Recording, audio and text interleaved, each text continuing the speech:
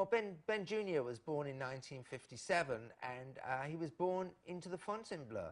He grew up in the 17th floor presidential suite, and all he knew as a child was this being waited on hands and foot by staff. His parents weren't the closest to him, and in fact he was brought up by a succession of nannies and nurses and people, you know, waitresses from the room. And he really lived on room service, and this was, you know, how he thought the world was. He had no friends. He had no kids his own age.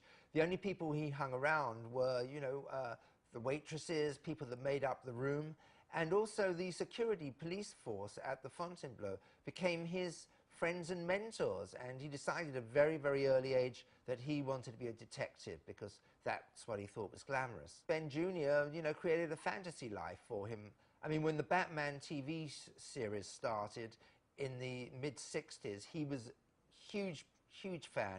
He'd watch that all the time, and he'd pretend to be Batman. You know, he'd run around the hotel being Batman, and it was very, very sad because I spoke to his aunt who told me, you know, even on Halloween, he'd go trick-or-treating in the Fontainebleau limo, and they let him out to knock on doors. He didn't have any kids to play with his own age, and that's why he was the Prince of the Fontainebleau, because, you know, that's where he was. Well, I think, you know, he was brought out for occasions, you know, birthdays and things like that, for photo opportunities. They take photos. There's photos of him with JFK at his inauguration, which the family went to, and Ben would always be smiling, you know, with his father and mother.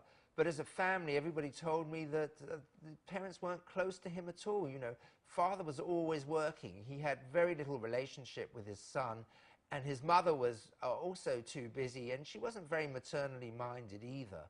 So there was no one to bring Ben up, you know, but the people in the hotel. A So News Snapped every Sunday at 9, 8 Central, only on Oxygen.